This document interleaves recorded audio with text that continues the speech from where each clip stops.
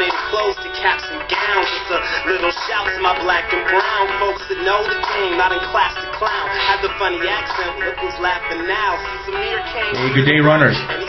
This is Coach Peter Pim for the week of September 9th, 2013. Thanks to sponsor DeadSoundRevival.com for this week's opening tune choice.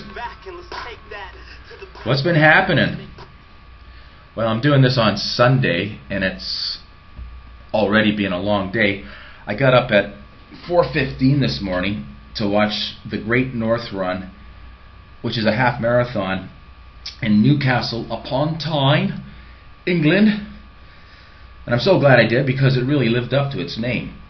As some of the greatest male runners of all time, including Mo Farah, Haile Gebrselassie, and the man I would rate as the greatest distance runner of all time, Kenenisa Bekele, were in the men's race, and Priska Jeptu, she won the London Marathon earlier this year, and Meseret Defar, who was a 5,000 gold medalist at the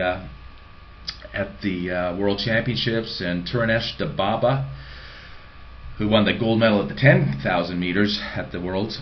They were in the women's race, and there was about 55,000 others giving chase in the really windy and rainy conditions. You know who was there, and BBC did a great job of covering it. They interviewed Sporty Spice, you know, the Spice Girls. I must check out her result. Hey, was I a prophet or what? A couple of weeks ago I warned you that hot days still happen in the fall, and I mentioned about the New York City Marathon a number of years ago when it went up to really high temperatures. Well, here in Toronto this week we had an extreme heat wave, and on Tuesday the heat wave, or at least the humidex, reached 43, and I think on Friday it got down to about 12. Now, aren't you glad I did that audio about racing and training in unfavorable weather conditions a couple of weeks ago? And here's something for you running history buffs. No doubt most of you have heard of the late and great Steve Prefontaine. Well, a couple of months ago I came across a very cool YouTube video showing a 2-mile race that happened 44 years ago. It was on a cinder track with a field of just 4 runners, including the legendary Jerry Lindgren, Frank Shorter, Marty LaQuarrie, and a very young Steve Prefontaine, who had just graduated from grade 12. I should have posted the link on my Twitter at the time, but it somehow slipped my brain. Anyway, one of my buddies just discovered it and sent me the link this week. I won't describe the race so you can enjoy it and see how it plays out. I posted the link on my Twitter page, so there you go. And in my last couple of audios I've talked about the upcoming Lululemon event called Track and Roll. I'm the meet director, and it's happening Saturday, October the 5th at St. Michael's High School College. And it's going to consist of 1-mile races, 4x400 meter relays, free massage services. They're 10 minutes each. A yoga class and musical entertainment, prizes, and of course a beer garden.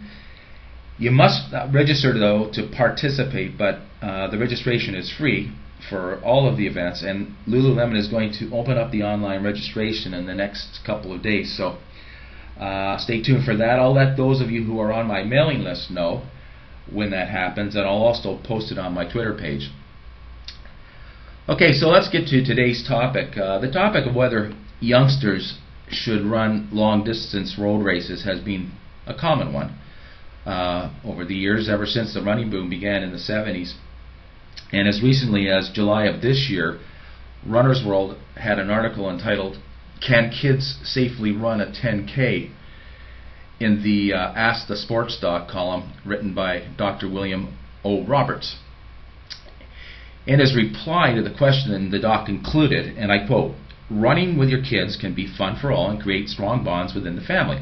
I think it is a safe activity as long as the children enjoy the activity, are advancing in all domains of life, and the running is injury-free and aimed at fun and fitness." Now, Doc Roberts was a good guy to field this question, since In 2007, he wrote a paper that was published in the peer-reviewed journal called Sports Medicine. And the paper had the title, Can Children and Adolescents Run Marathons? I'll read a part of that conclusion. It starts, indeed, there are no data to prove marathon participation is any more risky than the sports that are promoted for today's youth. There are no published child marathon-related cardiac or heat stroke deaths, neck fractures, concussions, knee anterior cruciate ligament disruptions, with a known risk of future osteoarthritis or other severe injuries.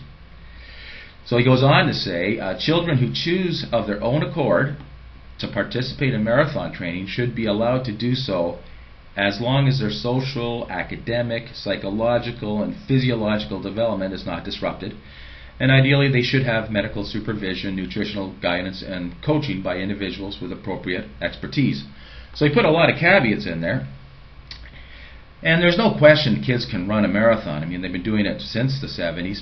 And here's some trivia for you. If you go to the Association of Road Racing Statisticians website, it's www.arrs.net. And if you go there and you click on single age records, you'll see that times for kids as young as 5-year-olds have been recorded. A 5-year-old boy named Bucky Cox, what a great name for a kid, Bucky Cox, ran 5:25:09 in 1978. But hey girls, 3 years earlier, in 1975, a 5-year-old lady ran quite a bit faster, going 4:56:36. So no, the important question is, should our youngsters even run a marathon? Not can our youngsters. Obviously, many feel it's not appropriate for youngsters to race marathons. For example, the Toronto Waterfront Marathon has a minimum age of 18 years for the marathon, and they even have additional minimums of 16 years for the half marathon and 12 years for the 5K. But on the other hand, the Los Angeles Marathon has no age restrictions. Now, I've been spurred to talk about this today because a couple of weeks ago I was asked for my opinion by a Canadian marathon race director who had been contacted by a father asking if the race would accept an entry for his 11-year-old son, who apparently has already run 3 marathons. I should mention that the marathon's website had no stated policy regarding minimum age, so I guess that's why he got the question. So I wrote back to the race director, and here's an excerpt of what I said. Certainly, if you allow one so young, you can open a gate and set a precedent for other youngsters who might happen to have parents who might be too cavalier in registering kids that aren't so well prepared to run a full marathon. And then there's the question of whether you want to be perceived as condoning or encouraging youngsters running that far. As I would say, it's generally not in their best interest in terms of long-term development. That's what I wrote. And the race director subsequently declined to accept the youngster's entry. So, hope the father doesn't come after me. So my main reason or argument for supporting the age minimum such as the waterfront marathons is I believe the kind of extensive time and effort put into the miles on the roads that's just needed just to go the distance safely, that time and effort would be better spent doing other physical activities that establish a better all-round athletic base and ultimately increase their potentials in whatever they end up doing. In fact, if I were thinking of increasing the odds of producing a champion runner, I would strongly recommend soccer, where the training includes all-round conditioning and participation in the elementary school cross-country races, and maybe the occasional 5K road race. That's basically what double Olympic and World Championship gold medalist Mo Farah did in his early years. His favorite sport as a child was soccer, but when his phys ed teacher saw him run, he noticed the dude could run, and he tempted Farah to run track by letting him play 30 minutes of soccer first before he began his running workout for the day. I would also argue that youngsters can enjoy the psychological benefits to self-esteem, concentration, resilience, self-confidence, and self-discipline by running the occasional 5K as much as they would by running 10K races and longer. And of course, you can do more of these than you can marathons.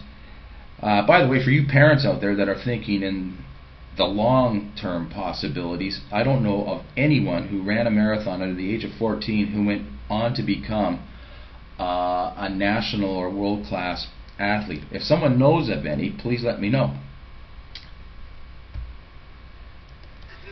Anyway, that's it for now, runners. I'll see you on the roads.